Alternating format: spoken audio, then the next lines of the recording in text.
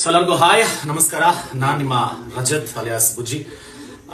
ಇವತ್ತು ನಾನು ಮಾತಾಡಕ್ ಬಂದಿರೋ ವಿಷಯ ಬಹುಶಃ ತುಂಬಾನೇ ಒಂಥರ ಇಂಪಾರ್ಟೆಂಟ್, ಆಮೇಲೆ ತುಂಬಾ ದೊಡ್ಡ ಸುದ್ದಿ ಮಾಡ್ತಿರುವಂತ ಒಂದು ವಿಷಯ ಅಂತಾನೆ ಹೇಳ್ಬೋದು. ನನಗೆ ಯಾಕೆ ನಾನು ಇವತ್ತು ಈ ವಿಷಯ ಮಾತಾಡಿಲ್ಲ ಅನ್ನೋದಕ್ಕೆ ನನ್ನ ಮೇಲೆನೆ ಬೇಜಾರಿದೆ. ನಾನು ಒಂದು ವಾರದಿಂದನೂ ಕಂಪ್ಲೀಟ್ ಆಗಿ ಇದ್ರ ಬಗ್ಗೆ ಸ್ಟಡಿ ಮಾಡಿದ್ಮೇಲೆ ಮಾತಾಡಿದ್ರೆ ಅದಕ್ಕೊಂದು ತೂಕ ಇರುತ್ತೆ. ಸುಮ್ಮನೆ ಮಾತಾಡೋದು ಬೇಡ ಅಂತ ನಾನು ಇಷ್ಟು ದಿನ ತಡೆದಿದ್ದೆ. ಬಟ್ ನನಗೆ ಇವತ್ತು ಒಂದು ಮೆಸೇಜ್ ಬರುತ್ತೆ ಇನ್ಸ್ಟಾಗ್ರಾಮ್ ಅಲ್ಲಿ. ಪುಣ್ಯಾತ್ಮ ಮೆಸೇಜ್ ಮಾಡ್ತಾನೆ, ಏನಾದ್ರೂ ಈ ವಿಷಯದ ಬಗ್ಗೆ ನೀನು ಮಾತಾಡಿದಾಗ್ಲಿ ಇಲ್ಲ ಧ್ವನಿ ಹತ್ತಿದಾಗ್ಲಿ ಗೊತ್ತಾಯ್ತು ಅಂದ್ರೆ ನಿನಗೇನ್ ಮಾಡ್ಬೇಕೋ ಗೊತ್ತು ಅಂತಾನೆ ಪುಣ್ಯಾತ್ಮ.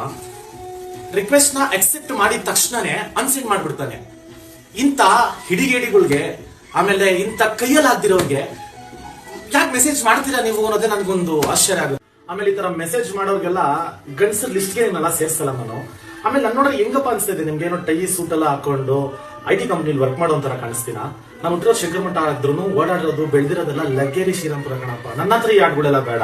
ಅಕಸ್ಮಾತ್ ನಾನು ಮಾಡಿಲ್ಲ ಅಂದ್ರೆ ನಾನು ಈ ತರ ಮೆಸೇಜ್ ಮಾಡಿದ್ರೆ ಇನ್ನೂ ಟ್ರಿಗರ್ ನಾನು ಜಾಸ್ತಿ ಮಾತಾಡ್ಬಿಡ್ತೀನಿ. ಸೊ ದಯವಿಟ್ಟು ಈ ತರ ಮೆಸೇಜ್ಗಳು ನನಗೆ ಮಾಡಕ್ ಹೋಗ್ಬೇಡಿ ಅಂತ ಹೇಳ್ತಾ ಇವತ್ತು ನಾನು ಆಕ್ಚುಲಿ ಮಾತಾಡಕ್ ಬಂದಿರೋದು ನಮ್ಮ ಸೌಜನ್ಯ ಅವರ ಕೇಸ್ ಬಗ್ಗೆ.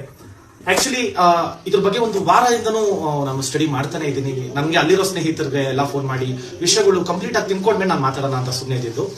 ಬಟ್ ಒಂದು ವಾರದಿಂದ ಎಷ್ಟು ಡಿಸ್ಟರ್ಬಿಂಗ್ ಆಗಿದೆ ಆ ಸ್ಟೋರಿ ಅಂದಾಗ ಅದನ್ನ ಹೆಂಗ್ ವರ್ಣಿಸ್ಬೇಕು ಅನ್ನೋದು ನನಗೆ ತುಂಬಾನೇ ಒಂದು ಕಷ್ಟ ಕೊಟ್ಟಂತ ಒಂದು ವಿಷಯ ಇದು.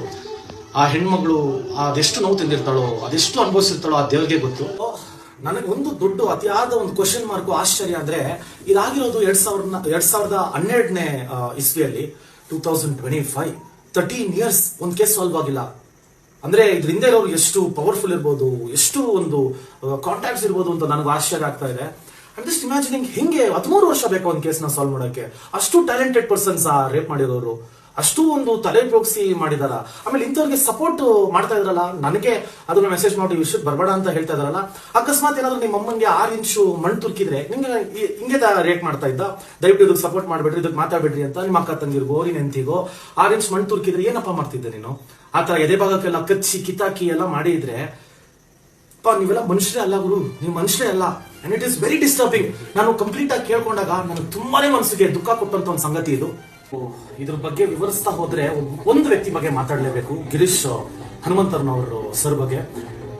ಏನ್ ಧೈರ್ಯ ಸರ್ ನಿಮ್ಗೆ, ಹೆಂಗ್ ಸರ್ ಈ ವಿಷಯನ ಆಚೆ ತಂದ್ರಿ, ಎಷ್ಟು ನೀಟಾಗಿ ಬೆಳಕಕ್ಕೆ ತಂದಿದ್ದೀರಾ, ಎಷ್ಟು ನೀಟಾಗಿ ಡೀಟೇಲ್ಸ್ ಕೊಟ್ಟಿದ್ದೀರಾ ಅಂದ್ರೆ ಸರ್ ಟ್ರಸ್ಟ್ ಮೀ, ಇದ್ರೆ ಒಂಥರ ಗಂಡಸಾಗಿರ್ಬೇಕು ಅಂತ become a fan of yours. ನಿಮ್ ಧೈರ್ಯಕ್ಕಂತೂ ಅಬ್ಸಲ್ಯೂಟ್ ಸಲ್ಯೂಟ್ ಸರ್. ಆಮೇಲೆ ಈ ತರ ಒಂದು ಕೆಟ್ಟದೆಲ್ಲೋ ಆಗ್ತಾ ಇದೆ ಅಂದಾಗ ಧ್ವನಿ ಎತ್ತೋದಾಗ್ಲಿ, ಬಂದು ನಿಂತ್ಕೊಳ್ಳೋದಾಗ್ಲಿ, ಡೇರಿಂಗ್ ಆಗಿ ನನಗೆ ಪರ್ಸನಲಿ ತುಂಬಾ ಇಷ್ಟ ಆಯ್ತು ಸರ್. ಈ ವಿಷಯದ ಬಗ್ಗೆ ಎಲ್ಲ ತಿಳ್ಕೊಬೇಕು ಅಂದ್ರೆ ಇದು ಫಸ್ಟ್ ಟೈಮ್ ಆಗಿರೋ ಘಟನೆ ಅಲ್ಲ. ಆಮೇಲೆ ಇದನ್ನ ನಾನು ತುಂಬಾ ಸ್ಪೆಸಿಫಿಕ್ ಆಗಿ ಕ್ಲಿಯರ್ ಆಗಿ ಹೇಳ್ಬಿಡ್ತೀನಿ. ನಾನು ಧರ್ಮಸ್ಥಳ ದೇವ್ರ ಬಗ್ಗೆ ಮಾತಾಡ್ತಾ ಇಲ್ಲ, ನಾನು ಶಿವನ್ ಭಕ್ತಾನೆ, ನಾನು ಆ ದೇವ್ರ ಬಗ್ಗೆ ಮಾತಾಡ್ತಾ ಇಲ್ಲ. ಬಟ್ ಆ ಜಾಗದಲ್ಲಿ ನಡೀತಾ ಇರೋ ಒಂದು ಸಂಘಟನೆ, ಐ ಮೀನ್ ಸಿಚುವೇಶನ್ ಆಗ್ಲಿ, ಇಲ್ಲ ನಡೀತಾ ಇರೋ ಒಂದು ಏನೇನ್ ನಡೀತಾ ಇದ್ವು ಅದ್ರ ಬಗ್ಗೆ ನಾನು ಹೇಳ್ತಾ ಇದ್ದೀನಿ. ಮತ್ತು ಇದನ್ನ ಬೇರೆ ಟಾಪಿಕ್ ದಯವಿಟ್ಟು ತಿರುಗಿಸ್ಬೇಡ್ರಿ. ಅದಕ್ಕೂ ಕಿಲಾಡಿಗಳಿದ್ದಾರೆ ಅಂತ ನನಗೆ ಗೊತ್ತು, ಅದಕ್ಕೆ ನಾನು ನೀಟಾಗಿ ಸ್ಪೆಸಿಫೈ ಮಾಡ್ತಾ ಇರೋದು.